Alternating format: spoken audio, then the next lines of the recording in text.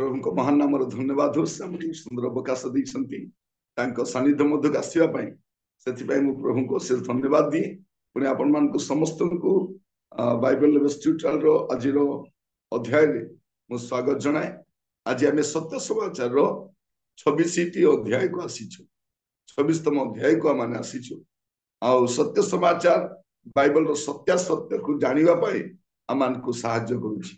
वो प्रभु को धन्यवाद दी। प्रिय भाई भौणी माने प्रभु जीशु ख्रीष्ट विवाद विषय नुहंती विश्वास विषय नुहंती।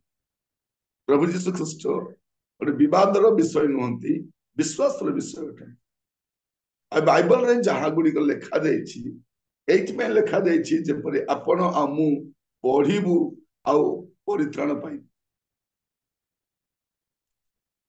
आज आम सत्य समाचार रे प्रभु जीशु ख्रीष्टंकर विषय आम अध्ययन करवा। प्रसंग होछि जीशु ख्रीष्ट को अज्ञात 18 वर्षर सत्यता। जीशु ख्रीष्ट को अज्ञात 18 वर्षर सत्यता। जो माने किछि जानती ना जीशु को विषय से गोटे कथा कहती जीशु ख्रीष्ट 12 वर्ष रु 30 वर्ष मध्य कोठी थिले सेटा को सेटा पचारि दियंती लोक मान कहते अरे तमे जानिनु सेटा से कहते नाई नाई जीशु कोठी आसते जानिछ जीशु पुरी को आसीथिले। जीशु आसते पुरी को आसते आमर शंकराचार्य मान शिक्षा ग्रहण कर से दीक्षा ग्रहण कर जाइथिले। आ प्रभु जीशु ख्रीष्ट थिले हिंदू से थिले सनातनी हिंदू एटा भी कहि पकांती। आम लोक माने चुप हेतिबे पर लागुची। प्रिय भाई भौणी माने प्रभु जीशु किए थिले बाइबल प्रकाश कर आमे कहूतिले आपण गुडी पुस्तक खोलंतु जहन 20 पर्व तार 30 आ 31। यीशु शिष्य मानक साक्षात रे एही परि अनेक ओ विभिन्न प्रकार आश्चर्य कर्म साधन कले से सबु एही पुस्तक रे लेखा होई नाही।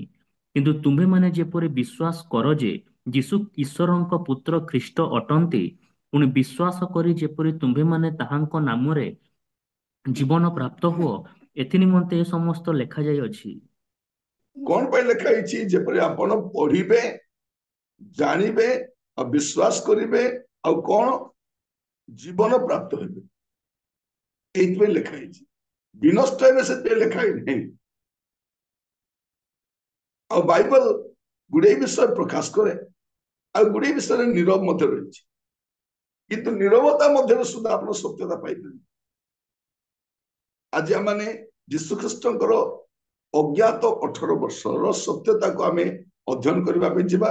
आईटा अध्ययन करू करू आम संपूर्ण भाव में जीशु ख्रीष्टंकर जगत रोहणी काल 33 वर्षर समस्त विषय को आम ध्यान कर ए वाक्य को आपण निजे शुणिबे। आपण जेतिकी रिलेटिव को जानी से ख्रिस्टियन हूँ कि अण ख्रिस्टियन हूँ आप पठातु। आदि आप यूट्यूब चैनल अच्छी यूट्यूब चैनल भी पकातु। वाक्य को जी यूट्यूब चैनल पकई पारे पकातु कारण मुझा को मोनेटाइजेशन करना जे आपण को ये कटबू कि कटब नहीं। आप आराम रे आपण चैनल पकई पारे लोक जानिबा दरकार जे जीशुंकर से 18 वर्ष से कोठी काटी। प्रभु जीशु ख्रीष्ट इतिहास रे बा भूगोल रे ऐतिहासिक भाव में कि भौगोलिक भाव में केबे भी भारत को आसीना। अब प्रभु जीशु ख्रीष्टंकर भारत को आसबार प्रश्न भी नथिला। को पंडित पाखर शिक्षा ग्रहण करने आसबार आवश्यक नथिला कहीं प्रभु जीशु ख्रीष्टंकर जन्म समय ही पंडित माने तांको प्रणाम करबा। जो जीशु को जो शिशु जीशु को पंडित माने पूर्व देश कहले भारत मध्य बुझाऊची पूर्व देशर पंडित माने दल ही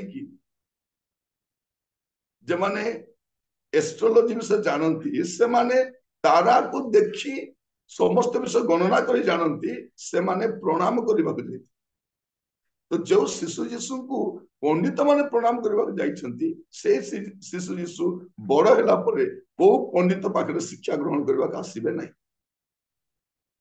आ जीशु ख्रीष्टकर कौन से शिक्षा कौन सी भारतर पंडित बा दार्शनिक बा शंकराचार्य बा धर्मगुरु सहित मिसे नहीं तांकर आश्चर्य कर्म अनन्य थिला जीशुकर जन्म आश्चर्य थिला तांकर शिक्षा भी आश्चर्य थिला तांकर कार्य भी आश्चर्य थिला तांकर जीवन भी आश्चर्य थिला आ तांकर मृत्यु मध्य आश्चर्य आ मृत्यु पर से तृतीय दिवस पुनरुत्थित होती भारतर कौन सी व्यक्ति एपरिक कौन सी देवदेवी बा कौन से शंकराचार्य बा कौन से धर्मगुरु मरिक उठी ना विद्या शिखे आज आपण को धर्मशास्त्र बाइबल रे जहाँ जहाँ लिखा जाइए जन्म रु स्वर्गारोहण पर्यंत प्रति विषय टिकिनिकी भाव कहवाई चाहे आईटा प्रत्येक ख्रिस्टियान जानिबा दरकार आ प्रत्येक जो जीशु को विश्वास करती ना से भी जानिबा दरकार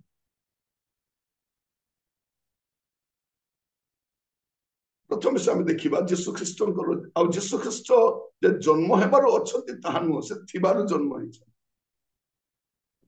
तांको द्वारा समस्त विश्व सृष्टि आम प्रथम से पदटा पढ़ी दिबा जोहन तार प्रथम अध्याय 3 पद जोहन प्रथम अध्याय तार 3 पद ताहांको द्वारा समस्त सृष्ट हैला आउ जे समस्त सृष्ट होइअछि सेति मध्यरु गोटिए सुधा ताहांको बिना सृष्ट होई नहीं एठे में जानछु जे प्रभु जीशु ख्रीष्ट किए से सृष्टिकर्ता अटंती से किए अटंती से सृष्टिकर्ता अटंती से सृष्टिकर्ता और से कौन कले से देह धारण करी जगत को आसिले जब आप देखिए आपण तार 18 पद पढ़तु केही केबे ईश्वरंकु देखि नहीं पितांको कोलस्थित अद्वितीय पुत्र ताहांको प्रकाश कले प्रभु जीशु ख्रीष्ट ईश्वर को केही केबे देखि नहीं यदि ईश्वर को केही केबे देखि नांती आम देशर लोक मन कहा को देखि तुम्हें क्या को देखिल जे आकृति बने पकैल ईश्वर को तो कहीं केबे देखी ना तुम्हें क्या को देखिल भाई भनी माने जिते लोक माने शिक्षित लोक मैंने पचारती आम उत्तर भी दे पार अमेरिकार जनसंख्या 34 कोटी आमर देवदेवी का 33 कोटी किंतु आमे एते थाई कि मध्य अमेरिका तो समान नहीं से सुपर पावर से ज्ञान रे से धन रे सब रे नंबर 1 आमर 33 कोटी थाई मध्य किछि काम होनी अवांतर विषय गुडा को लोक मान को लोक मान लदिबा पई चाहंती एठी हमें देखु केही के विश्वर को देखि ना प्रभु जीशु ख्रीष्ट देह धारण करी जगत को आसिले जे जगत रो सृष्टि करता प्रथम विषय आम जीशु ख्रीष्ट अज्ञात से 18 वर्षर अध्ययन करने समय प्रथम आम जन्म रू देखिए आईटा मन रखी था प्रभु जीशु ख्रीष्ट जन्म हेबार नहांती से थिबार जन्म होइछन आ भारतर जते राजा मान को देखिबे तांकर वंशावली नाही अधिकले तांकर बापार बापा तार बापा गोटे आसी परिबो जीशु ख्रीष्टकर संपूर्ण वंशावली जे मानव भाव जे आसिले मानवीय संपूर्ण हिस्ट्री अच्छी जीशु इतिहास अटंती काल्पनिक नुहति तो जीशुकर जन्म रेकर्ड करा जायछि इट इज रेकॉर्डेड तांकर जन्म रेकर्ड करा जायछि आपण जदि देखिबे लुक तार 2 पर्व प्रथम 3 पद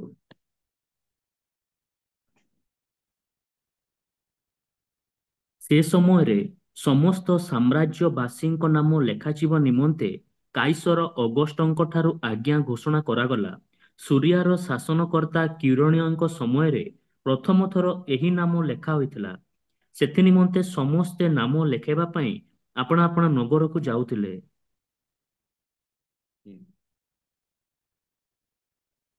4 पद ପୁଣି ଯୋସେଫ ମଧ୍ୟ ନାମ ଲେଖାଇବା ନିମନ୍ତେ ମରିୟମଙ୍କ ସହିତ ଗାଲିଲୀର ନାଜରିତ ନଗରରୁ ଜିହୁଦା ପ୍ରଦେଶର ବେଥଲେହେମ ନାମକ ଦାଉଦଙ୍କ ନଗରକୁ ଗଲେ, କାରଣ ସେ ଦାଉଦଙ୍କ ବଂଶ ଓ ଗୋଷ୍ଠୀର ଲୋକ ଥିଲେ। ତାପରେ 11 ପଦ ପଢନ୍ତୁ। କାରଣ ଆଜି ଦାଉଦଙ୍କ ନଗରରେ ତୁମ୍ଭମାନଙ୍କ ନିମନ୍ତେ ତ୍ରାଣକର୍ତ୍ତା ଜନ୍ମଗ୍ରହଣ କରିଅଛନ୍ତି, ସେ ଖ୍ରୀଷ୍ଟ ପ୍ରଭୁ। ପ୍ରଭୁ ଯୀଶୁ ଖ୍ରୀଷ୍ଟଙ୍କର ଜନ୍ମ ଏଠି ରେକର୍ଡ କରୁଛନ୍ତି ଲୁକ। ଲୁକ ଜଣେ ବୈଦ୍ୟ ଥିଲେ, ଡକ୍ଟର ଥିଲେ, ତା ସହିତ ଇତିହାସ ଲେଖିବା ବ୍ୟକ୍ତି ବି ଥିଲେ, ହିଷ୍ଟୋରିଆନ ଥିଲେ। ଆଉ ଯୀଶୁ ଖ୍ରୀଷ୍ଟଙ୍କର ସମ୍ପୂର୍ଣ୍ଣ ଇତିହାସକୁ ସେ ଲେଖୁଛନ୍ତି। ସମ୍ପୂର୍ଣ୍ଣ ଜୀବନୀକୁ ଲୁକ ତାଙ୍କର 2ଟି ପୁସ୍ତକ ଲେଖୁଛନ୍ତି। ଲୁକ 2ଟି ପୁସ୍ତକ ଲେଖିଛନ୍ତି। ସେ ଜଣେ ଅଣଜିହୁଦୀ ଥିଲେ, ଆଜିର ଭାଷାରେ କହିଲେ ଅଣ ଖ୍ରୀଷ୍ଟିଆନ ଥିଲେ। ଯେତେବେଳେ ପ୍ରଭୁଙ୍କୁ ଜାଣିଲେ, ସେ ଯୀଶୁ ଖ୍ରୀଷ୍ଟଙ୍କର ଜନ୍ମରୁ ଆରମ୍ଭ କରି ଯୀଶୁ ଖ୍ରୀଷ୍ଟଙ୍କର ସ୍ୱର୍ଗାରୋହଣ ଆଉ ଦ୍ୱିତୀୟ ଆଗମନ ସବୁ ବିଷୟ ସେ ଲେଖନ୍ତି। କମ୍ପ୍ଲିଟ ହିଷ୍ଟ୍ରି ଲେଖନ୍ତି, କମ୍ପ୍ଲିଟ ଜୀବନୀ ଲେଖନ୍ତି। ତ ଏଇଠି ଆମେ ଦେଖୁଛୁ ଯାହା ପଢିଲୁ ଲୁକ 2 ପର୍ବ ତାର 1 ପଦରୁ 4 ପଦ ଆଉ 11 ପଦରେ ପ୍ରଭୁ ଯୀଶୁ ଖ୍ରୀଷ୍ଟଙ୍କର ଜନ୍ମ ରେକର୍ଡ ହେଇଛି। ସେ ବେଥଲିହେମରେ ଜନ୍ମଗ୍ରହଣ କଲେ, ନାଜରିତର ବେଥଲିହେମରେ। ଆଉ ଏଇଟା ମଧ୍ୟ ଜନ୍ମଗ୍ରହଣ କରିବେ ବୋଲିକି ମିଖା ତାର 5 ପର୍ବ 2 ପଦରୁ ଆଗରୁ ଲେଖା ହେଇଛି, 550 ବର୍ଷ ପୂର୍ବରୁ। ଆଉ ପ୍ରଭୁ ଯୀଶୁ ଖ୍ରୀଷ୍ଟ ସେଇଠି ଜନ୍ମଗ୍ରହଣ କଲେ। ଏଇଟା ପ୍ରଥମ ବିଷୟ ରେକର୍ଡ କରନ୍ତି। ତାପରେ 2 ପର୍ବ 21 ପଦ, ଲୁକ 2 ପର୍ବ 21 ପଦ। ତାହାଙ୍କୁ ସୁନ୍ନତ କରିବା ସକାଶେ ଅଷ୍ଟମ ଦିନ ଉପସ୍ଥିତ ହୁଅନ୍ତେ ତାହାଙ୍କର ନାମ ଯୀଶୁ ଦିଆଗଲା। ଏହି ନାମ ତାହାଙ୍କ ଗର୍ଭସ୍ଥ ହେବା ପୂର୍ବରୁ ଦୂତଙ୍କ ଦ୍ୱାରା ଦିଆଯାଇଥିଲା। ପ୍ରଭୁ ଯୀଶୁ ଖ୍ରୀଷ୍ଟ ଏହି ସ୍ଥାନରେ ଅଷ୍ଟମ ଦିନରେ ସୁନ୍ନତ ହୋଇଛନ୍ତି। ଯିହୁଦୀ ମାନଙ୍କର ରୀତି ଅନୁସାରେ, ପରମ୍ପରା ଅନୁସାରେ ଅଷ୍ଟମ ଦିନରେ ଯୀଶୁଙ୍କର ଜନ୍ମ କଥା ଲେଖା ଯାଉଛି, ଆଉ ଅଷ୍ଟମ ଦିନରେ ସେ ସୁନ୍ନତ ହେଲେ। ଆଉ ତାଙ୍କୁ ସେଇ ଦିନ ତାଙ୍କୁ ନାମ ବି ଦିଆଯାଉଛି, ନାମକରଣ କରାଯାଉଛି, ଯୀଶୁ ଦିଆଯାଉଛି। ଆଉ ଯୀଶୁ ଏଇଟା ଲୋକମାନେ ଦେଇନାହାନ୍ତି, ଯୀଶୁ ନାମଟା ଲୋକମାନେ ଦେଇନାହାନ୍ତି। ଯଦି ଅନ୍ୟ ରାଜା ମାନଙ୍କର ନାମ ଅନ୍ୟମାନେ ଦେଇଛନ୍ତି, ଅନ୍ୟମାନଙ୍କ ନାମ ଅନ୍ୟମାନେ ଦେଇଛନ୍ତି, ଯୀଶୁଙ୍କ ନାମ ଲୋକମାନେ ଦେଇନାହାନ୍ତି। ଯୀଶୁଙ୍କର ଜନ୍ମ ପୂର୍ବରୁ এই নামটা প্রদান କରାଯାଇଛି, ଯୋଉଟା ଆମେ ମାଥ୍ୟୁ ତାର 1 ପର୍ବ 21 ପଦରେ ବି ପଢୁ। ମାଥ୍ୟୁ 1 ପର୍ବ 21 ପଦ। ସେ ପୁତ୍ର ପ୍ରସବ କରିବେ, ଆଉ ତୁମ୍ଭେ ତାହାଙ୍କ ନାମ ଯୀଶୁ ଦେବ, କାରଣ ସେ ଆପଣା ଲୋକଙ୍କୁ ସେମାନଙ୍କର ସମସ୍ତ ପାପରୁ ପରିତ୍ରାଣ କରିବେ। କଣ କରିବେ ସେ ଆପଣା ଲୋକ? ମାନେ କୋଉ ଲୋକ? ଯୋଉମାନଙ୍କୁ ସେ ସୃଷ୍ଟି କରିଛନ୍ତି, ନିର୍ମାଣ କରିଛନ୍ତି, ସେ ସେଇ ଲୋକମାନଙ୍କୁ ପରିତ୍ରାଣ କରିବେ। ଯୀଶୁ ନାମର ଅର୍ଥ ହଉଛି ତ୍ରାଣକର୍ତ୍ତା, ଉଦ୍ଧାରକର୍ତ୍ତା, ମୁକ୍ତିଦାତା, ସେଭିୟର। ଯେତେବେଳେ ଆମେ ଯୀଶୁ ନାମଟା ନେଉଛୁ, ଆମେ ଜାଣିବା ଦରକାର ଏ ନାମ ହିଁ ତ୍ରାଣକର୍ତ୍ତା ନାମ। ଆଉ ଅନ୍ୟ ନାମରେ ପରିତ୍ରାଣ ନାହିଁ, ଅନ୍ୟ ନାମରେ ମୁକ୍ତି ନାହିଁ। ଏଇଟା ଶାସ୍ତ୍ର ଲେଖା। ଆମର ଇଚ୍ଛାରେ ଆମେ ତାକୁ ପୂଜା କରିପାରୁ, ପ୍ରାର୍ଥନା କରିପାରୁ, ଗ୍ରହଣ କରିପାରୁ, ଗର୍ବ କରିପାରୁ, କିନ୍ତୁ ପରିତ୍ରାଣ କେବଳ ଯୀଶୁଙ୍କ ନାମରେ ଅଛି, ଦ୍ୱିତୀୟ ନାମରେ ନାହିଁ। ଏଇଟା ଆମେ ଯଦି ଦେଖିବା, ପ୍ରେରିତ 4 ପର୍ବ 12 ପଦ ଲେଖା ଯାଉଛି। ପଢିବେ ଟିକେ ପ୍ରେରିତ 4 ପର୍ବ 12 ପଦ। ତାହାଙ୍କ ଛଡା ଆଉ କାହାଠାରେ ପରିତ୍ରାଣ ନାହିଁ, କାରଣ ଯାହା ଦ୍ୱାରା ଆମ୍ଭମାନଙ୍କୁ ପରିତ୍ରାଣ ପାଇବାକୁ ହେବ, ଆକାଶ ତଳେ ମନୁଷ୍ୟମାନଙ୍କ ମଧ୍ୟରେ ଆଉ କୌଣସି ନାମ ଦିଆଯାଇ ନାହିଁ। ଲେଖା ଯାଉଛି ଆଉ କୌଣସି ନାମ ଦିଆଯାଇନାହିଁ, ଶାସ୍ତ୍ର ଲେଖା ଯାଇଛି। ଯେମିତି ଯୀଶୁ ସମସ୍ତଙ୍କ ପାଇଁ, ବାଇବଲ ମଧ୍ୟ ସମସ୍ତଙ୍କ ପାଇଁ। ବାଇବଲ କେବଳ ଖ୍ରୀଷ୍ଟିଆନ ମାନଙ୍କ ଧର୍ମ ଗ୍ରନ୍ଥ ନୁହେଁ, ବାଇବଲ ସମସ୍ତଙ୍କ ପାଇଁ। ଜଣେ ମଣିଷ ଭାବରେ ସେ ନିଶ୍ଚିତ ଭାବରେ ସେ ଯୀଶୁକୁ ଗ୍ରହଣ କରନ୍ତୁ ବା ନ କରନ୍ତୁ, ବାଇବଲ ପଢିବା ଦରକାର, ଯେବେ ସେ ସତ୍ୟତାକୁ ଜାଣିପାରିବେ। ବିନା ବାଇବଲରେ ଈଶ୍ୱରକୁ ଜାଣି ହବନି। ଈଶ୍ୱର କିଏ ବିନା ବାଇବଲରେ କୌଣସି ମନୁଷ୍ୟ ଜାଣିପାରିବନି। ବାଇବଲ ହିଁ ସମ୍ପୂର୍ଣ୍ଣ ଈଶ୍ୱରକୁ ପ୍ରକାଶ କରେ। ବାଇବଲ ହଉଛି ମାନବ ସମାଜର ସମ୍ପୂର୍ଣ୍ଣ ଇତିହାସ। ମାନେ ମନୁଷ୍ୟ ସୃଷ୍ଟି ହେଲା, ପୃଥିବୀ କେମିତି ସୃଷ୍ଟି ହେଲା, ପୃଥିବୀ କେମିତି ବିନଷ୍ଟ ହବ, ତାପରେ କଣ ହବ, ମୃତ୍ୟୁ ପରେ କଣ ହବ, ସବୁ ବିଷୟ।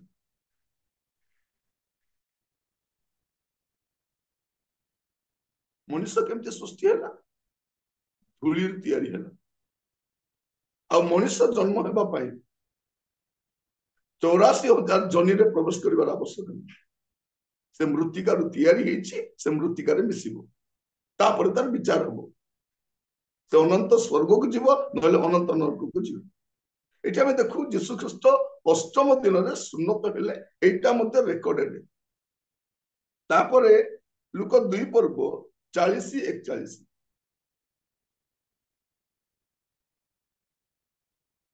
ଆଉ ଶିଶୁ ବୃଦ୍ଧି ପାଇବାକୁ ଲାଗିଲେ ଓ ଜ୍ଞାନରେ ପୂର୍ଣ୍ଣ ହେଉ ହେଉ ଶକ୍ତିମାନ ହେଲେ। ପୁଣି ଈଶ୍ୱରଙ୍କ ଅନୁଗ୍ରହ ତାହାଙ୍କ ଉପରେ ଥିଲା। ତାହାଙ୍କ ପିତାମାତା ପ୍ରତିବର୍ଷ ନିସ୍ତାର ପର୍ବ ସମୟରେ ଜିରୁସାଲମକୁ ଯାଉଥିଲେ। ଏଠି 12 ବର୍ଷ କଥା ଲେଖା ହେଇଛି। କଣ ଲେଖା ଅଛି?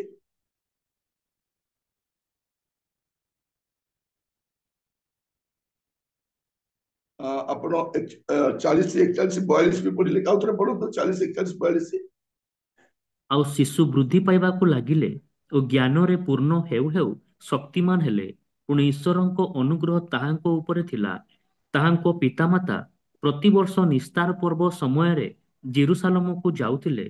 ତାହାଙ୍କର 12 ବର୍ଷ ସମୟରେ ସେମାନେ ପର୍ବର ରୀତି ଅନୁସାରେ ସେଠାକୁ ଯାତ୍ରା କଲେ। ପ୍ରଭୁ ଯୀଶୁ ଖ୍ରୀଷ୍ଟଙ୍କୁ ସେମାନେ ପ୍ରତିବର୍ଷ, ଏବେ 12 ବର୍ଷ ବୟସରେ ଦେଖିଲୁ ଆମେ ଯୀଶୁଙ୍କର ଜନ୍ମ ଲେଖା ଯାଉଛି, ଅଷ୍ଟମ ଦିନ ସୁନ୍ନତ ହେଲେ, ଆଉ 12 ବର୍ଷ ବୟସରେ ସେ କୋଉଠି ଆସିଛନ୍ତି? ପୁଣି ଥରେ ଜେରୁସାଲେମକୁ ଯାଉଛନ୍ତି। ସେମାନେ ରୀତି ଅନୁସାରେ ପ୍ରତିବର୍ଷ ନିସ୍ତାର ପର୍ବ ସମୟରେ କୋଉଠିକି ଯାଉଥିଲେ? ଜେରୁସାଲେମକୁ ଯାଉଥିଲେ। ଏବେ 12 ବର୍ଷ କଥା ଲେଖା ହେଇଛି। ଆଉ ଏଇ ଘଟଣା ଆମେ ଜାଣୁ ଯେ ପ୍ରଭୁ ଯୀଶୁ ଖ୍ରୀଷ୍ଟ ଏଇ ସମୟରେ କଣ ହଉଛି, ଆପଣ ଟିକେ ପଢିବେ ତାର 46 ପଦ 47 ପଦ। 3 ଦିନ ପରେ ସେମାନେ ତାହାଙ୍କୁ ମନ୍ଦିରରେ ପାଇଲେ। ସେ ପଣ୍ଡିତମାନଙ୍କ ମଧ୍ୟରେ ବସି ସେମାନଙ୍କ କଥା ଶୁଣୁଥିଲେ ଓ ସେମାନଙ୍କୁ ପ୍ରଶ୍ନ ପଚାରୁଥିଲେ। ଆଉ ଯେତେ ଲୋକ ତାହାଙ୍କ କଥା ଶୁଣୁଥିଲେ, ସମସ୍ତେ ତାହାଙ୍କ ବୁଦ୍ଧି ଓ ଉତ୍ତରରେ ଆଚମ୍ବିତ ହେଉଥିଲେ। ପ୍ରଭୁ ଯୀଶୁ ଖ୍ରୀଷ୍ଟ 12 ବର୍ଷ ବୟସରେ ସେ ପଣ୍ଡିତ ମାନଙ୍କ ସହିତ କଥା ହେଲେ, ପଣ୍ଡିତ ମାନେ ନିରୁତ୍ତର ହେଉଥିଲେ, ଆଚମ୍ବିତ ହଉଥିଲେ। ପଣ୍ଡିତ ମାନଙ୍କ ସହିତ ଯୋଉ ଯୀଶୁ 12 ବର୍ଷ ବୟସରେ ବସି ଆଲୋଚନା କରିପାରୁଛନ୍ତି, ସେ ଓଡିଶାକୁ ଆସିବାର ଆବଶ୍ୟକ ନାହିଁ। ଆପଣ ଯଦି ଇତିହାସ ବି ପଢିବେ ବା ଭୂଗୋଳ ବି ଦେଖିବେ, ପ୍ରଭୁ ଯୀଶୁ ଖ୍ରୀଷ୍ଟ ଭୌଗୋଳିକ ଭାବରେ ମଧ୍ୟ କେବେ ମଧ୍ୟ ସେ ଭାରତକୁ ଆସିନାହାନ୍ତି। ଏଠି ଆମେ ଦେଖୁ ଯେ ପ୍ରଭୁ ଯୀଶୁ ଖ୍ରୀଷ୍ଟ 12 ବର୍ଷ ବୟସରେ ତାଙ୍କୁ ଜେରୁସାଲେମକୁ ନିଆଗଲା। ଆଉ ସେଇଠି ସେ ପ୍ରାୟ 3 ଦିନ ପର୍ଯ୍ୟନ୍ତ ଭିଡ ସକାଶେ ଖୋଜି ପାରିଲେ ନାହିଁ। ଏମାନେ ଭାବିଲେ ଯେ ପ୍ରଭୁ ଯୀଶୁ ସମସ୍ତ ଆସି ଯାଇଛନ୍ତି, ସେମାନେ ଗୁଡେଇ ବାଟ ଆସିଲେ, ପୁଣି ଫେରିକି ଗଲା ପରେ ଯୀଶୁଙ୍କୁ ସେମାନେ ମନ୍ଦିରରେ ଦେଖା ପାଉଛନ୍ତି। ତାପରେ ସେମାନେ ବ୍ୟତିବ୍ୟସ୍ତ ହେବାରୁ ସେମାନେ ପୁଣି ଥରେ ଯୀଶୁଙ୍କୁ ସାଥିରେ ନେଇକି ଗଲେ। ଆଉ ନେଇକି ଗଲା ପରେ କଣ ହଉଛି ଆପଣ ଦେଖିବେ, 51 ପଦ ଆଉ 52 ପଦ ପଢନ୍ତୁ। ଲୁକ 2 ପର୍ବ 51-52। ପରେ ସେ ସେମାନଙ୍କ ସାଙ୍ଗରେ ବାହୁଡ଼ି ନାଜରିତକୁ ଆସିଲେ ଓ ସେମାନଙ୍କର ବଶୀଭୂତ ହୋଇ ରହିଲେ। ପୁଣି ତାହାଙ୍କ ମାତା ଏହି ସମସ୍ତ କଥା ସାବଧାନ ରୂପେ ଆପଣା ହୃଦୟରେ ରଖିଲେ। ଆଉ ଯୀଶୁ ଜ୍ଞାନରେ ଓ ଶରୀରରେ ପୁଣି ଈଶ୍ୱରଙ୍କ ଓ ମନୁଷ୍ୟମାନଙ୍କ ଅନୁଗ୍ରହରେ ବୃଦ୍ଧି ପାଇଲେ। ପ୍ରଭୁ ଯୀଶୁ ଖ୍ରୀଷ୍ଟ କଣ କଲେ, ସେ 12 ବର୍ଷ ବୟସରୁ ବାହୁଡି ଆସିଲା ପରେ ସେ ନାଜରିତରେ ରହିଲେ। ସେ ରହିଲେ ସେଠି 12 ବର୍ଷରୁ ସେ 30 ବର୍ଷ ପର୍ଯ୍ୟନ୍ତ ସେ ନାଜରିତରେ ହିଁ ରହିଛନ୍ତି। ଆଉ ସେ କଣ କରିଛନ୍ତି ରହିକି? ମାର୍କ ତାର 6 ପର୍ବ 3 ପଦରେ ଦେଖିବେ, ମାର୍କ 6 ପର୍ବ 3 ପଦ। ଏ କି ସେଇ ବଢେଇ ନୁହେଁ? ଏ କି ମରିୟମର ପୁଅ, ଆଉ ଯାକୁବ, ଯୋଶୀ, ଜିହୁଦା ଓ ସିମୋନର ଭାଇ ନୁହେଁ? ପୁଣି ଏହାର ଭଉଣୀମାନେ କି ଏଠାରେ ଆମ୍ଭମାନଙ୍କ ସାଙ୍ଗରେ ନାହାନ୍ତି? ଆଉ ସେମାନେ ତାହାଙ୍କଠାରେ ବିଘ୍ନ ପାଇଲେ। ପ୍ରଭୁ ଯୀଶୁ ଖ୍ରୀଷ୍ଟଙ୍କର ଜନ୍ମ ପରେ, କାରଣ ପ୍ରଭୁ ଯୀଶୁ ଖ୍ରୀଷ୍ଟଙ୍କର ଜନ୍ମ ହିଁ ପବିତ୍ର ଭାବରେ ହେଇଥିଲା, ପବିତ୍ର ଆତ୍ମାଙ୍କ ଦ୍ଵାରା ହେଇଥିଲା। କିନ୍ତୁ ତାପରେ ଯୋସେଫ ମରିୟମଙ୍କ ଦ୍ଵାରା ଅନେକ ପୁତ୍ର ସନ୍ତାନ ଜାତ ହେଇଥିଲେ, ତାର ରେକର୍ଡ ସେଠି ଲେଖାଯାଉଛି, ଏମାନେ ଥିଲେ। ଆଉ ପ୍ରଭୁ ଯୀଶୁ ଏ କି ସେହି ବଢେଇ ନୁହେଁ? ଯେହେତୁ ଯୋସେଫ ବଢେଇ କାର୍ଯ୍ୟ କରୁଥିଲେ, ତେଣୁ ପ୍ରଭୁ ଯୀଶୁ ଖ୍ରୀଷ୍ଟ ମଧ୍ୟ ବଢେଇ କାର୍ଯ୍ୟ କରୁଛନ୍ତି। से कार्य से करुछन आउ ताहा करी से परिवार अन्य सदस्य मानकर जत्न से नउछन जेतु बड़ पुओ भाबरे तांकर दायित्व थिला परिवार जत्न नेबा तेणु से कोन करुछन से बड़ी कार्य करी जत्न नउछन केते वर्ष 12 वर्ष रु 30 वर्ष पर्यंत से नाजत रहिले और बढ़ई कार्य कले बढ़ई कार्य करुଥିଲେ एक की सही बढ़ई नुहे 12 वर्ष बढ़ई नहीं 12 वर्ष बढ़ई विषय लोक 12 वर्ष के बढ़ई काम करे नहीं 12 वर्ष रु 30 वर्ष पर्यंत जो 18 वर्ष से नाजत रहिले मरियम करो से जो भाई भौणी माने थिले से मानको प्रत्येक को से जत्न नेले और लोक माने ताको विषय को एक की सही बढ़ी नु तो ए 12 वर्ष 18 वर्ष से कोठी जाई नांती नाजत रहिले और बढ़ी कार्य करु तापरे परवर्ती विषय लुक लिखुछ लुक कंप्लीट विषय लिखुछ जेतु 12 वर्ष 18 वर्ष से बढ़ी कार्य कले और से गुडा को प्रांजल भाव रे लिखिबा आवश्यक नाही तेणु से खाली एति लिखिले गले बसीभूत रहिले 12 वर्ष गले रहिले आउ 30 वर्ष पर्यंत से बढ़ई कार्य करी से रहिले तापरे परवर्ती विषय लुक लिखुछथि आउ कोन हैला तापरे लुक 3 पर्व 21 पद समस्त लोक बाप्तिजित हेला उतारे जीसु मध्य बाप्तिजित होई प्रार्थना करुतवा समय रे आकाश उन्मुक्त हेला एटा में देखुछु जे प्रभु यीशु ख्रीष्ट एबे बाप्तिजित हेबा पे आसुछि केते वर्ष बयस रे तांकर 30 वर्ष बयस रे से बाप्तिजित हेबा पे सेबे आसुछन तांकर बाप्तिस्म भी रेकर्डेड हेछि बाप्तिस्म तांकर सुन्नत भी रेकर्डेड हेछि आ तांकर बाप्तिस्म मध्य रेकर्ड करा जाइछि तापर आपण देखिबे 3 पर्व 23 पद जीसु कार्य आरंभ करिबा समय रे ताहांको प्राय 30 वर्ष बयस होइतिला लोकंको धारणा अनुसार से जोसेफंको पुत्र जोसेफ एलिंको पुत्र एजे हम देखुछु कोन प्रभु यीशु ख्रीष्ट 30 वर्ष बयस रे कोन कले सेवा कार्य आरंभ कले यीशुकर जन्म रेकर्ड करा जाइछि ताकर अष्टम दिन सुन्नत भी लिखा जाइछि 12 वर्ष बयस रो कथा लिखाइछि 12 वर्ष 30 वर्ष नाजरित रे बढ़ई भाव रे रहिले लोक मान जानले एक ही सही बढ़ई नै नाजरित रे अनेक बढ़ई थिले किंतु एई बढ़ई समस्त गोटे भिन्न थिले ए बढ़ई का को ठकंती नै मिछ कोंती नै काम ठीक रे करंती आ उचित समय रे लोक को दियंती आ सेई पेल से नाजरित रे समस्त तांको जानि थिले एटा सही बढ़ई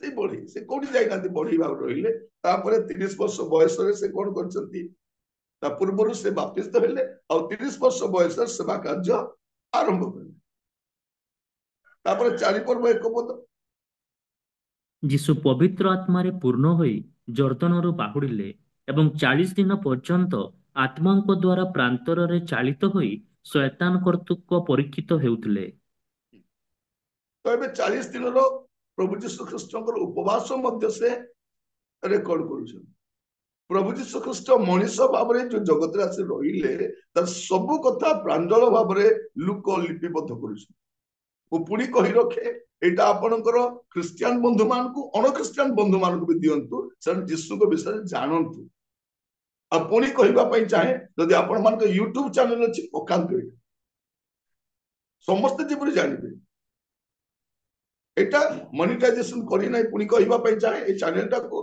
जे कोनसी लोक मध्य एटा को निजर चैनल रे पकाई परिबे शेयर करि एटा आपन को निर्भर करू हमें जानिबा दरकार हमें भी जानिबा दरकार से माने भी जानिबा दरकार यीशु कहानी नुहंती यीशु कल्पित कहानी नुहंती यीशु पौराणिक भी नुहंती यीशु ऐतिहासिक होते कंप्लीटली ट्रुथ और समस्त विषय आम जानिबा दरकार यीशुकर जगतर रोहणी काल विषय आम ता जानिबा दरकार यीशु किए जानिबा समस्तंकर अधिकार रही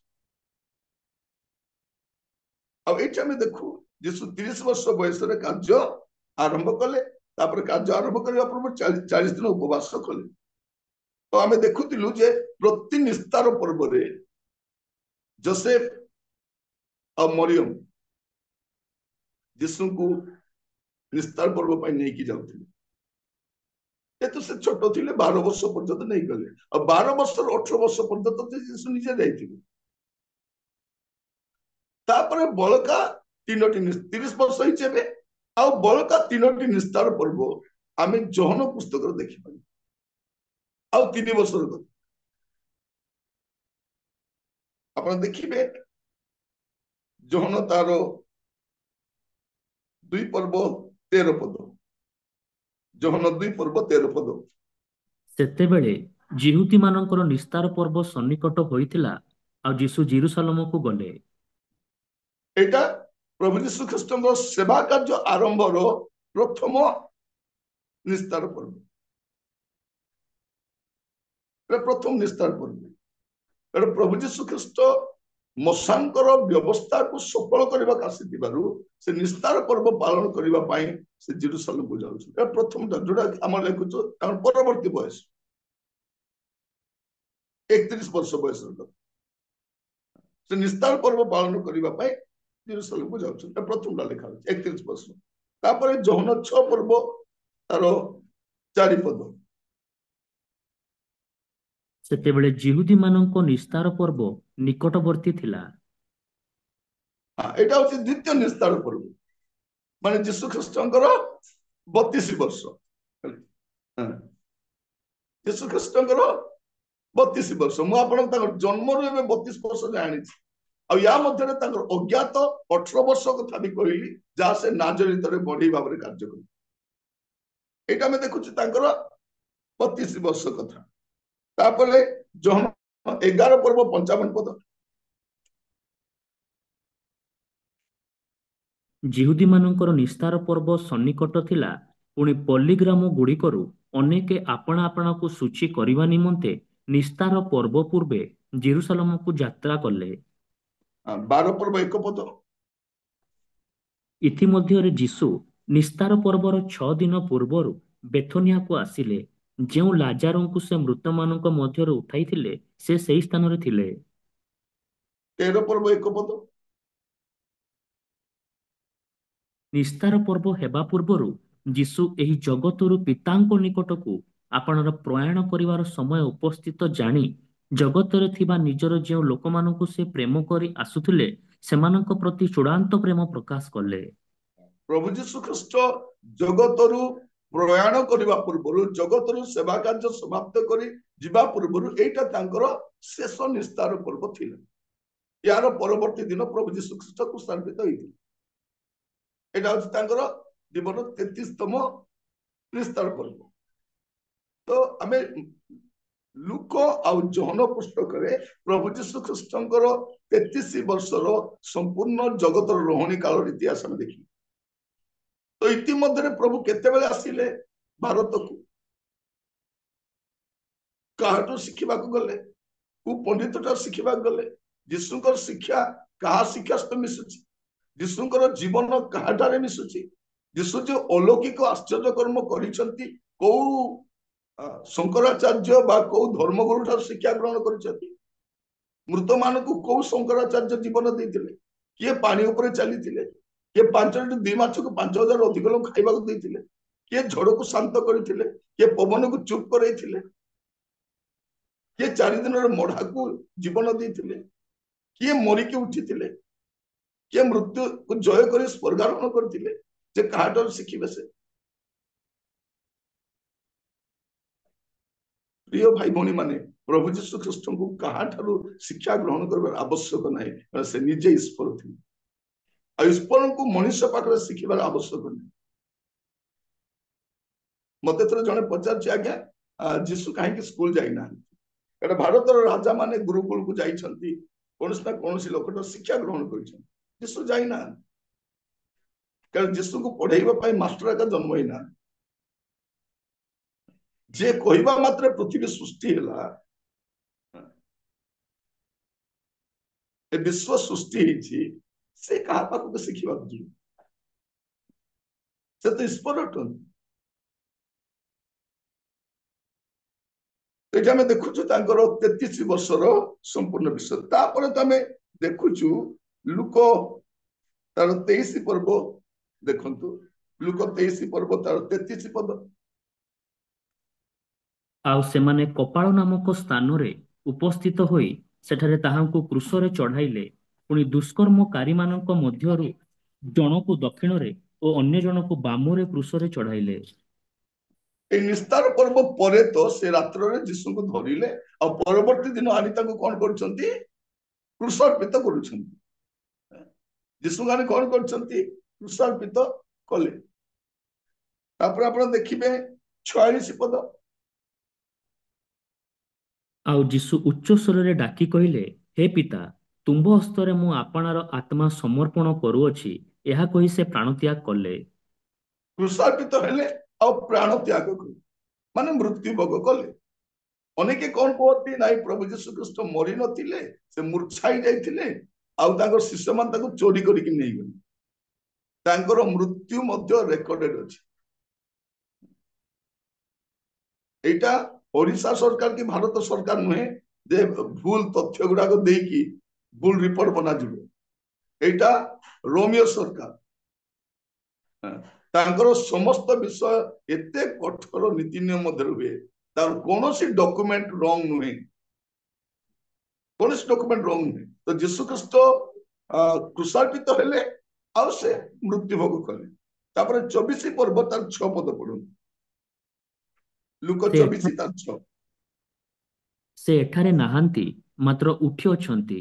ମନୁଷ୍ୟ ପୁତ୍ରଙ୍କୁ ଯେ ଅବଶ୍ୟ ପାପୀମାନଙ୍କ ହସ୍ତରେ ସମର୍ପିତ ହୋଇ କ୍ରୁଶରେ ହତ ହେବାକୁ ଓ ତୃତୀୟ ଦିବସରେ ପୁନରୁତ୍ଥାନ କରିବାକୁ ହେବ, ଏହି ଯେଉଁ ବାକ୍ୟ ସେ ଗାଲିଲରେ ଥିବା ସମୟରେ ତୁମମାନଙ୍କୁ କହିଥିଲେ, ତାହା ସ୍ମରଣ କର। ସେ ଏଠାରେ ନାହାନ୍ତି, ସେ ଉଠି ଅଛନ୍ତି, ମାନେ ତୃତୀୟ ଦିବସରେ ସେ ମରିକିରି ଉଠିଛନ୍ତି। ଲୁକ ସବୁ କଥା ଲେଖୁଛନ୍ତି, ତାଙ୍କର ଜନ୍ମ ବିଷୟ ଲେଖୁଛନ୍ତି, ତାଙ୍କର ଶିକ୍ଷା ବି ଲେଖୁଛନ୍ତି, ତାଙ୍କର ଆଶ୍ଚର୍ଯ୍ୟ କର୍ମ ଲେଖୁଛନ୍ତି, ଯୀଶୁଙ୍କର ଦୁଃଖ ଭୋଗ, ତାଙ୍କର କ୍ରୁଶାର୍ପିତ ହେବା, ତାଙ୍କର ସମାଧିସ୍ଥ ହେବା ଆଉ ସେ ସମାଧିରୁ ଉଠିବା, ସେଇଟା ବି ସେ ଲେଖୁଛନ୍ତି। କେବଳ ସେତିକି ଲେଖୁନାହାନ୍ତି। ଆପଣ 24 ପର୍ବ ତାର 51 ପଦ ଦେଖନ୍ତୁ। ପୁଣି ସେମାନଙ୍କୁ ଆଶୀର୍ବାଦ କରୁ କରୁ ସେ ସେମାନଙ୍କ ଠାରୁ ଅନ୍ତର ହୋଇ ସ୍ୱର୍ଗକୁ ନୀତ ହେଲେ। 40 ଦିନ ପର୍ଯ୍ୟନ୍ତ ଅନେକଙ୍କୁ ସେ ଦର୍ଶନ ଦେଲେ, ଆଉ ଦର୍ଶନ ଦେଲା ପରେ ସେ ସ୍ୱର୍ଗକୁ ନୀତ ହେଲେ। ପ୍ରଭୁ ଯୀଶୁ ଖ୍ରୀଷ୍ଟ ତାଙ୍କର ଜଗତରେ ରହଣୀ କାଳ ମଧ୍ୟରେ କେବେ ଆସିନାହାନ୍ତି, ମା ମୃତ୍ୟୁକୁ ଜୟ କରି ଉଠିଲା ପରେ ମଧ୍ୟ, ପୁନର୍ଜୀବିତ ହେଲା ପରେ ମଧ୍ୟ ଭାରତକୁ ଆସିନାହାନ୍ତି। ଭାରତକୁ କିଏ ଆସିଥିଲେ? ଯୀଶୁଙ୍କର ଶିଷ୍ୟ ଥୋମା ଆସିଥିଲେ। କେବେ ଆସିଥିଲେ? AD 52 ରେ ସେ ଭାରତକୁ ଆସିଥିଲେ। ମାନେ ଆଜିକୁ 1972 ବର୍ଷ ପୂର୍ବରେ ଯୀଶୁଙ୍କର ଶିଷ୍ୟ ଥୋମା ସେ ଭାରତକୁ ଆସି ପ୍ରଚାର କରିଥିଲେ, ମଣ୍ଡଳୀ ସ୍ଥାପନ କରିଥିଲେ। ସେଇ ସମୟରେ ଖ୍ରୀଷ୍ଟିଆନ ମାନେ ଆରମ୍ଭ ହେଲେ, ଯୀଶୁକୁ ବିଶ୍ୱାସ କରିବା ଲୋକ। ଇଂରେଜ ମାନେ ଯୀଶୁଙ୍କ ବିଷୟରେ ପ୍ରଚାର କରିବାକୁ ଆସିନଥିଲେ, ଇଂରେଜ ମାନେ ବ୍ୟବସାୟ କରିବାକୁ ଆସିଥିଲେ। ଇଷ୍ଟ ଇଣ୍ଡିଆ କମ୍ପାନୀ ବ୍ୟବସାୟ କରିବାକୁ ଆସିଥିଲା, ଆଉ ଇଂରେଜ ମାନେ ଶାସନ କରିବାକୁ ଆସିଥିଲେ, ସେମାନେ ପ୍ରଚାର କରିବାକୁ ଆସିନଥିଲେ। ଯଦି ଆପଣ ଇତିହାସ ପଢିବେ ଜାଣିପାରିବେ ସେ ସମୟର ସେମାନେ ପ୍ରଚାର କାର୍ଯ୍ୟକୁ ବନ୍ଦ ବି କରୁଥିଲେ। କାହିଁକି? ଯଦି ଏମାନେ ପ୍ରଚାର କରିବେ ଆମର ବ୍ୟବସାୟରେ ବାଧା ପାଇବେ। ତେଣୁ ଇଂରେଜ ମାନେ ସାହାଯ୍ୟ କରିନାହାନ୍ତି, ବରଂ ସେବା କାର୍ଯ୍ୟକୁ ବନ୍ଦ କରିବାକୁ ଚେଷ୍ଟା କରୁଛନ୍ତି। ତେଣୁ ଇଂରେଜ ମାନେ ଯୀଶୁଙ୍କର ବିଷୟରେ ଭାରତକୁ କିଛି ନାହିଁ ପ୍ରଚାର କରିବାକୁ ଆସିନଥିଲେ। ତ ପ୍ରଭୁ ଯୀଶୁ ଖ୍ରୀଷ୍ଟଙ୍କର ଏଠାରେ ଆମେ ଦେଖୁଛୁ ସେ ସ୍ୱର୍ଗକୁ ନୀତ ହେଲେ।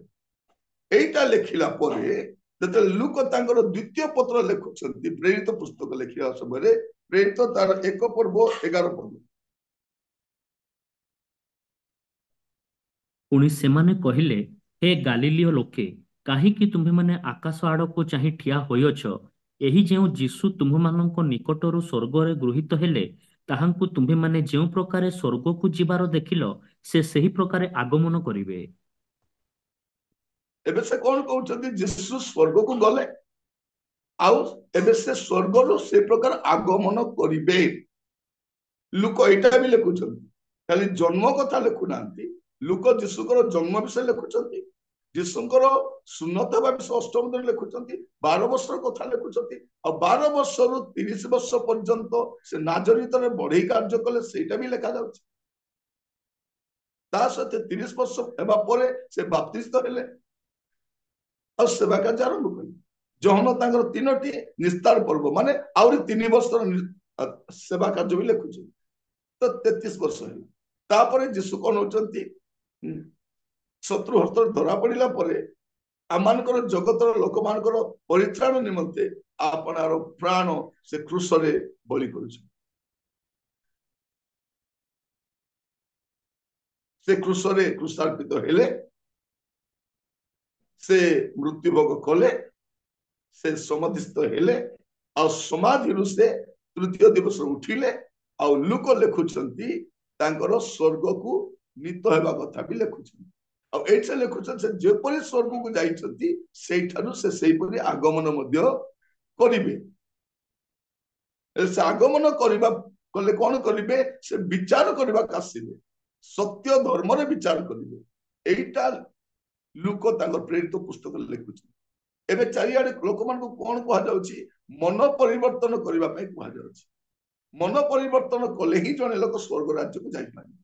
ଧର୍ମ ପରିବର୍ତ୍ତନ ନୁହେଁ, ନାମ ପରିବର୍ତ୍ତନ ନୁହେଁ, ଜାତି ପରିବର୍ତ୍ତନ ନୁହେଁ, ମନ ପରିବର୍ତ୍ତନ। ଏଇଟା ସମସ୍ତଙ୍କୁ ଜଣା ଯାଉଛି। ପ୍ରେରିତ 17 ପର୍ବ 30 ପଦ। ଈଶ୍ୱର ସେହି ଅଜ୍ଞାନତାର କାଳ ଉପେକ୍ଷା କରିଅଛନ୍ତି ସତ୍ୟ, କିନ୍ତୁ ଏବେ ସେ ସର୍ବତ୍ର ସମସ୍ତ ମନୁଷ୍ୟଙ୍କୁ ମନ ପରିବର୍ତ୍ତନ କରିବା ନିମନ୍ତେ ଜଣାନ୍ତି। ଏବେ ସେ କଣ କରୁଛନ୍ତି, ସମସ୍ତଙ୍କୁ ମନ ପରିବର୍ତ୍ତନ କରିବା ପାଇଁ ଜଣାଉଛି। ଧର୍ମ ପରିବର୍ତ୍ତନ ନୁହେଁ। କୋଉଠି ବି ଖ୍ରୀଷ୍ଟିଆନ ମାନେ ଧର୍ମାନ୍ତରୀକରଣ କରନ୍ତି ନାହିଁ। ଏଟା ଗୋଟେ ନୂଆ ଶବ୍ଦ ବାହାର କରିଛନ୍ତି, ଧର୍ମାନ୍ତରୀକରଣ। Conversion of religion. କୋଉଠି ମଧ୍ୟ ମୋର ଜାଣିବାରେ ଧର୍ମାନ୍ତରୀକରଣ ହେଇନାହିଁ, ଏଉ ମଧ୍ୟ ନାହିଁ। କଣ କୁହାଯାଉଛି, ମନ ପରିବର୍ତ୍ତନ କର, ଜୀବନ ପରିବର୍ତ୍ତନ କର, ଚରିତ୍ର ପରିବର୍ତ୍ତନ କର, ପାପକୁ ପରିତ୍ୟାଗ କର। ଏଇଟା ସର୍ବତ୍ର ସମସ୍ତଙ୍କୁ ଜଣା ଯାଉଛି।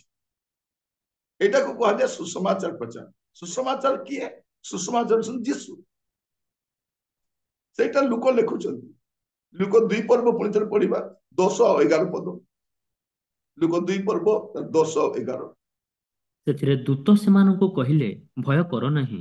ଦେଖ, ମୁଁ ସମସ୍ତ ଲୋକଙ୍କର ଅତ୍ୟନ୍ତ ଆନନ୍ଦଜନକ ସୁସମାଚାର ତୁମ୍ଭମାନଙ୍କୁ ଜଣାଉଅଛି।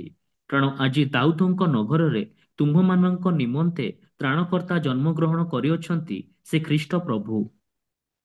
ସମସ୍ତଙ୍କ ପାଇଁ ସୁସମାଚାର କଣ, ଯେ ତ୍ରାଣକର୍ତ୍ତା ଜନ୍ମଗ୍ରହଣ କରିଛନ୍ତି, ମୁକ୍ତିଦାତା ଉଦ୍ଧାରକର୍ତ୍ତା ଜନ୍ମଗ୍ରହଣ କରିଛନ୍ତି। ଆଉ ନାମ ବି ଲେଖାଯାଏ, ସେ ଖ୍ରୀଷ୍ଟ ପ୍ରଭୁ। ଯୀଶୁଙ୍କ ନାମରେ ହିଁ ପରିତ୍ରାଣ ଅଛି। ଏଇଟା ବାଇବଲ ପ୍ରକାଶ କରେ।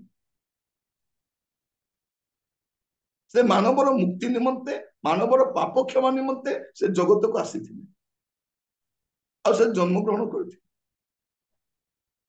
କାରଣ ତାଙ୍କର ସୁଷ୍ଠ ମନୁଷ୍ୟକୁ ଉଦ୍ଧାର ତାର ଧର୍ମ କର୍ମ ତ୍ୟାଗ ତପସ୍ୟା ପୁଣ୍ୟରେ ହୁଏ ନାହିଁ। ତେଣୁ ତ୍ରାଣକର୍ତ୍ତାଙ୍କର ଆସିବାର ଆବଶ୍ୟକ ଥିଲା। ସେ ତ୍ରାଣକର୍ତ୍ତା ଭାବରେ ଆସିଲେ। ଆଉ ଆଜି ସେଇ ସୁସମାଚାର ସମସ୍ତଙ୍କୁ ଜଣାଇ ଦିଆଯାଉଛି ମନ ପରିବର୍ତ୍ତନ କରିବା ପାଇଁ।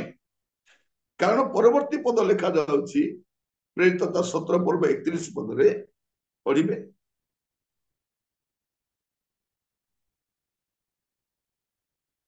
ପ୍ରେରିତ 17:31। କାରଣ ଯେଉଁଦିନ ସେ ଆପଣା ନିରୂପିତ ବ୍ୟକ୍ତିଙ୍କ ଦ୍ୱାରା ଧାର୍ମିକତାରେ ଜଗତର ବିଚାର କରିବେ, ଏହିପରି ଗୋଟିଏ ଦିନ ସ୍ଥିର କରିଅଛନ୍ତି, ଆଉ ତାହାଙ୍କୁ ମୃତମାନଙ୍କ ମଧ୍ୟରୁ ଉତ୍ଥାପନ କରି ଏ ବିଷୟରେ ସମସ୍ତଙ୍କ ନିକଟରେ ପ୍ରମାଣ ଦେଇଅଛନ୍ତି। କଣ କରିବେ, ଯେ ପ୍ରଭୁ ଯୀଶୁ ଖ୍ରୀଷ୍ଟ ମୃତ୍ୟୁକୁ ଯେ ଜୟ କରି ଉଠିଛନ୍ତି, ସେ ଜଗତର ବିଚାର କରିବେ ଧାର୍ମିକତାରେ। ଗୋଟେ ଦିନ ଧାର୍ଯ୍ୟ କରାଯାଇଛି। ପ୍ରଭୁ ଯୀଶୁ ଖ୍ରୀଷ୍ଟ କିଏ? ପ୍ରଭୁ ଯୀଶୁ ଖ୍ରୀଷ୍ଟ ହଉଛନ୍ତି ଜଗତର ସୃଷ୍ଟିକର୍ତ୍ତା। ଆଉ ପ୍ରଭୁ ଯୀଶୁ ଖ୍ରୀଷ୍ଟ ହଉଛନ୍ତି ମାନବ ଜାତିର ମୁକ୍ତିଦାତା। ଆଉ ପ୍ରଭୁ ଯୀଶୁ ହଉଛନ୍ତି ଜଗତର ବିଚାରକର୍ତ୍ତା। ଆଉ ସେ ସମସ୍ତଙ୍କର ତ୍ରାଣକର୍ତ୍ତା ଅଟନ୍ତି। ପ୍ରଭୁ ଯୀଶୁ ଖ୍ରୀଷ୍ଟ କେବଳ ଖ୍ରୀଷ୍ଟିଆନ ମାନଙ୍କର ନୁହନ୍ତି, ସମୁଦାୟ ମାନବ ଜାତିର ତ୍ରାଣକର୍ତ୍ତା ଅଟନ୍ତି। ଆଉ ଯୀଶୁଙ୍କୁ ଗ୍ରହଣ କରିବା ଦ୍ୱାରା କାର ଧର୍ମ କି ଜାତି କି ଭାଷା କିଛି ପରିବର୍ତ୍ତନ ହୁଏ ନାହିଁ। ପରିବର୍ତ୍ତନ ହୁଏ କଣ? ତାର ମନ ପରିବର୍ତ୍ତନ ହୁଏ। ତେଣୁ ଯୀଶୁକୁ ଗ୍ରହଣ କରିବା ଦ୍ୱାରା ଜଣେ ଲୋକର ଧର୍ମ ଚାଲି ଯାଉନାହିଁ, ତାର ଜୀବନ ବଦଳି ଯାଉଛି, ତାର ଚରିତ୍ର, ତାର ସ୍ୱଭାବ ବଦଳି ଯାଉଛି। ତେଣୁ ଯୀଶୁଙ୍କୁ ଗ୍ରହଣ କରିବାର କୌଣସି ଅସୁବିଧା ନାହିଁ, କେହି ବି ଗ୍ରହଣ କରିପାରିବେ। ପରିତ୍ରାଣ କେବଳ ଯୀଶୁଙ୍କ ଠାରେ ହିଁ ମିଳେ। ଆଉ ପ୍ରଭୁ ଯୀଶୁ ଖ୍ରୀଷ୍ଟ ସମସ୍ତଙ୍କ ତ୍ରାଣକର୍ତ୍ତା ଅଟନ୍ତି। ଦୁଇଟା ପଦ ଆମେ ପଢିବା, ତିତସ ତାର 2:11।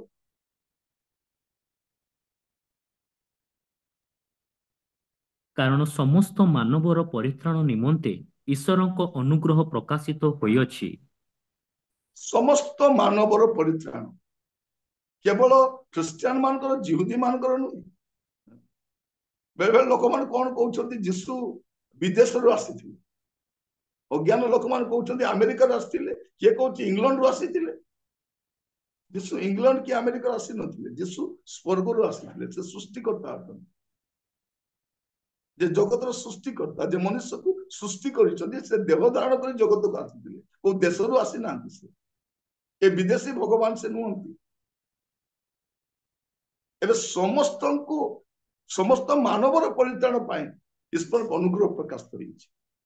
ପ୍ରଥମ ଜହନ 2:2।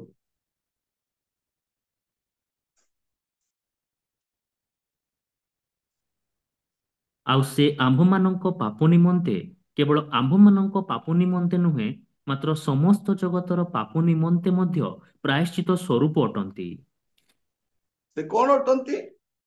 ସମସ୍ତ ମାନବ ଜାତିର ପରିତ୍ରାଣ ନିମନ୍ତେ ପ୍ରାୟଶ୍ଚିତ ସ୍ୱରୂପ ଅଟନ୍ତି, କେବଳ ଆମ ପାଇଁ ନୁହଁ। କଣ ଲେଖାଯାଉଛି? ଆଉ ସେ ଆମ୍ଭମାନଙ୍କ ପାପ ନିମନ୍ତେ, କେବଳ ଆମ୍ଭମାନଙ୍କ ପାପ ନିମନ୍ତେ ନୁହେଁ, ମାତ୍ର ସମସ୍ତ ଜଗତର ପାପ ନିମନ୍ତେ ମଧ୍ୟ ପ୍ରାୟଶ୍ଚିତ। ସମସ୍ତ ଜଗତର ପାପର ପ୍ରାୟଶ୍ଚିତ ଯୀଶୁ ଅଟେ। ଯେତେବେଳେ ଜଣେ ଲୋକ ଯୀଶୁକୁ ଗ୍ରହଣ କରୁଛି, ସେ ତାର ତ୍ରାଣକର୍ତ୍ତାଙ୍କୁ ଗ୍ରହଣ କରୁଛି, ତାର ମୁକ୍ତିଦାତାଙ୍କୁ ଗ୍ରହଣ କରୁଛି। ପ୍ରିୟ ଭାଇ ଭଉଣୀ ମାନେ, ମୁଁ ଆପଣ ମାନଙ୍କୁ କହି ରଖେ ଯେ କୌଣସି ଧର୍ମ ଆପଣଙ୍କୁ ପରିତ୍ରାଣ ଦେଇପାରିବନି, କୌଣସି ଧର୍ମ କର୍ମ ଆପଣଙ୍କୁ ପରିତ୍ରାଣ ଦେଇପାରିବନି। ମୁକ୍ତି କେବଳ କେବଳ ଯୀଶୁ ଦେଇପାରିବେ, ଆଉ ଅନ୍ୟ କେହି ଦେଇପାରିବେନି। ଏଇଟା ଶାସ୍ତ୍ର କହୁଛି। ଆଉ ମୁଁ ଯାହା କହୁଛି ଆପଣ ମାନେ ମଧ୍ୟ ଦେଖିପାରୁଛନ୍ତି। ଆପଣଙ୍କ ବାଇବଲରେ ସେୟା ଲେଖା ହେଇଛି, ମୋ ବାଇବଲରେ ଯାହା ଲେଖା ହେଇଛି। ତେଣୁ ମୁଁ ପଢିବା ପାଇଁ କହୁଛି। ଯଦି ଜଣେ ଲୋକ ଅଧିକ ଯୀଶୁଙ୍କ ବିଷୟରେ ଜାଣିବା ପାଇଁ ଚାहे, ସେ ନିହାତି ବାଇବଲ ପଢିବା। ବାଇବଲ ନ ପଢି ଯୀଶୁକୁ ଜାଣି ହବନି। ଆଜିକାଲି ଆମେ ଦେଖୁଛୁ ଗୁଡେ ବାବା ମାନେ ଯୀଶୁଙ୍କ ବିଷୟରେ କହୁଛନ୍ତି, ନେତା ମାନେ ଯୀଶୁଙ୍କ ବିଷୟରେ କହୁଛନ୍ତି, ଫିଲ୍ମ ଷ୍ଟାର ମାନେ ଯୀଶୁଙ୍କ ବିଷୟରେ କହୁଛନ୍ତି, ଯେମାନେ ସତ୍ୟତା ଜାଣନ୍ତି ନାହିଁ। ଏଠି ଆମେ ଦେଖୁ କଣ, ମନେ ରଖିଥାନ୍ତୁ, କୌଣସି ଧର୍ମ ଆପଣଙ୍କୁ ସ୍ୱର୍ଗକୁ ନେଇପାରିବ ନାହିଁ। ଏପରିକି ଖ୍ରୀଷ୍ଟିଆନ ଧର୍ମ ମଧ୍ୟ ଆପଣଙ୍କୁ ମୁକ୍ତି ବା ଉଦ୍ଧାର ବା ସ୍ୱର୍ଗକୁ ନେଇପାରିବ ନାହିଁ। ମୁକ୍ତି ଦେଇପାରିବେ ଯୀଶୁ, ସ୍ୱର୍ଗକୁ ନେଇପାରିବେ ଯୀଶୁ, ପରିତ୍ରାଣ ଦେଇପାରିବେ ଯୀଶୁ। ଆଉ ସ୍ୱର୍ଗରେ ଆପଣ କୌଣସି ଧର୍ମର ଲୋକଙ୍କୁ ଦେଖିବେନି, କୌଣସି ଧର୍ମର ଲୋକ। ଯେଉଁମାନେ ଯୀଶୁ ଖ୍ରୀଷ୍ଟଙ୍କ ଦ୍ୱାରା ପରିତ୍ରାଣ ପ୍ରାପ୍ତ ହୋଇଛନ୍ତି, ମୁକ୍ତି ଲାଭ କରିଛନ୍ତି, ସେମାନଙ୍କୁ ହିଁ ଆପଣ ଦେଖିବେ। ଯାହା ଆମେ ଦେଖୁଛୁ ପ୍ରକାଶିତ ବାକ୍ୟ 7 ପର୍ବ ତାର 9 ଆଉ 10 ପଦରେ। ପ୍ରକାଶିତ ବାକ୍ୟ 7 ପର୍ବ ତାର 9 ଆଉ 10। ଏହାପରେ ମୁଁ ଦୃଷ୍ଟିପାତ କଲି, ଆଉ ଦେଖ, ସର୍ବଜାତୀୟ, ସର୍ବଗୋଷ୍ଠୀୟ, ସର୍ବବଂଶୀୟ ଓ ସର୍ବଭାଷାବାଦୀ ଅଗଣ୍ୟ ଏକ ମହାଜନତା ଶୁକ୍ଳ ବସ୍ତ୍ର ପରିହିତ ହୋଇ ଓ ଖଜୁରୀ ବାହୁଙ୍ଗା ହସ୍ତରେ ଧରି ସିଂହାସନ ଓ ମେଷଶାବକଙ୍କ ସମ୍ମୁଖରେ ଦଣ୍ଡାୟମାନ ହୋଇଅଛନ୍ତି। ସେମାନେ ଉଚ୍ଚ ସ୍ୱରରେ କହୁଅଛନ୍ତି, ପରିତ୍ରାଣ ସିଂହାସନ ପ୍ରବିଷ୍ଟ ଆମ୍ଭମାନଙ୍କ ଈଶ୍ୱରଙ୍କର ଓ ମେଷଶାବକଙ୍କର କାର୍ଯ୍ୟ। ଏଠି ଆମେ ଯଦି ଦେଖୁଛୁ, ଏହାପରେ ମୁଁ ଦୃଷ୍ଟିପାତ କଲି, ଆଉ ଦେଖ, ସର୍ବଜାତୀୟ ଲେଖା ହେଇଛି, ସର୍ବଗୋଷ୍ଠୀୟ ଏଇଟା ବି ଲେଖା ହେଇଛି, ସର୍ବବଂଶୀୟ ଲେଖା ହେଇଛି, ସର୍ବଭାଷାବାଦୀ ଲେଖା ହେଇଛି, ଏଠି ସର୍ବଧର୍ମୀୟ ଲେଖା ହେଇଛି। ଲୋକମାନେ କଣ କହୁଛନ୍ତି, ନାଇଁ ନାଇଁ ସବୁ ଧର୍ମର ଲୋକ ସ୍ୱର୍ଗକୁ ଯିବେ, ସେଇ ଧର୍ମରୁ ବି ଯିବେ, ସେଇ ଧର୍ମରୁ ଯିବେ, ସେଇଠି ବି ଭଲ କାମ କରିବା ଲୋକ ଅଛନ୍ତି, ଭଦ୍ର ଲୋକ ଅଛନ୍ତି, ସରଳ ଲୋକ ଅଛନ୍ତି, ସେମାନେ ଯିବେ। ପ୍ରିୟ ମାନେ, ଆମର ଭଦ୍ରତା, ସରଳତା, ନମ୍ରତା ସ୍ୱର୍ଗକୁ ନେବନି। ଏଇଟା ଭଲ ବିଷୟ। धर्म कर्म स्वर्ग को नेब ना यीशु ख्रीस्ट रक्त रे पाप क्षमा पाइबा दरकार तेबे से स्वर्ग को जाई परिबो कौन धर्म नहीं पारिबनी तेणु लेखा रही सर्व जातीय सर्वगोष्ठीय सर्ववंशीय सर्वभाषावादी सर्वधर्मीय लेखाई सब धर्म लोक जी क्रिस्टियान धर्म लोक भी स्वर्ग को जीवे जो जीशु ख्रीस्ट को त्राणकर्ता भाव ग्रहण कर उद्धार प्राप्त होती जीशु ख्रीस्ट रक्त रे पाप परिष्कृत होती ही जापर या मु शास्त्र कहली मुझे याडू सियाडू किसी कहना रागिबार विषय भी किसी ना जदि आपण माने अधिक जीशु विषय जानापी चाहती आप यूट्यूब रे जातु आपणकर से कमेंट बॉक्स में लिखु मु जीशु विषय एटा जानापी चाहूँगी गाली दिंतु गाली देले किसी लाभ नहीं गाली दे कार मंगल हेबनी जदि जीशु विषय जानापी चाहते लिखु मु जीशु विषय एटा जानापी चाहूँगी जीशु विषय से जानापी चाहूँगी आप लिखिपारती आम आपको निश्चित भाव उत्तर देव निश्चित भाव में आपको उत्तर देव जहाँ लेखाई निश्चित भाव जन जहाँ लेखाई ना लेखाई जो कहते अज्ञात 18 वर्ष कौटी काटिले आज आम शिक्षा देखिलु 18 वर्ष कौटी काटिले 18 वर्ष कथा मुझे कहना जीशु ख्रीस्ट जगत रोहणी काल 33 वर्षर समस्त बरण मुझे तेणु प्रभु जीशु ख्रीस्ट जुक्ति तर्कर विषय नुहति विश्वास विषय जे के विश्वास करिवो से विनष्ट न होई परित्राण प्राप्त है प्रभु आपण आशीर्वाद करंतु आसंतु प्रार्थना करिबा अनुग्रहकारी पिता परमेश्वर आपको धन्यवाद दूची सत्य समाचार आज से 26 अध्याय पर्यंत आम आसी पारिछु आज अध्याय रे प्रभु जीशु ख्रीस्ट विषय अध्ययन करने धन्यवाद दिए प्रभु यही संवाद जेपरी आमर ख्रिस्टियान अणख्रिस्टियान जो माने शुणिबे प्रभु से परित्राण निमंते एक सत्य संवाद हो प्रभु जे सत्य सत्य जानीपारे लोक मान अबांतर जुक्तितर्क अबांतर कथार शिकार न हेबे एथिपाई दयाकर साहाय्य प्रभु बाइबल में जहाँ लिखित हुई अच्छी आमर परित्राण निमंते अनंत जीवन जीवन पाई पारि प्रत्येक को साहाय्य कर प्रभु आगामी अध्याय में अनुग्रह कर प्रत्येक को आप हस्त रखिली दया कर प्रभु जगतर रोहणी काल मध्य आम जीवन को सजाड़ी पारू अनंत काल प्रस्तुत हो पार आम अनुग्रह मनुष्य थरे जन्म हुए थरे मृत्यु भोग करे तार विचार हुए तार अनंत काल स्वर्ग नचेत नरक काटा पड़ो या बुझापी साहाय्य कर दया कर प्रार्थना शुणी धन्यवाद जीशु अति प्रिय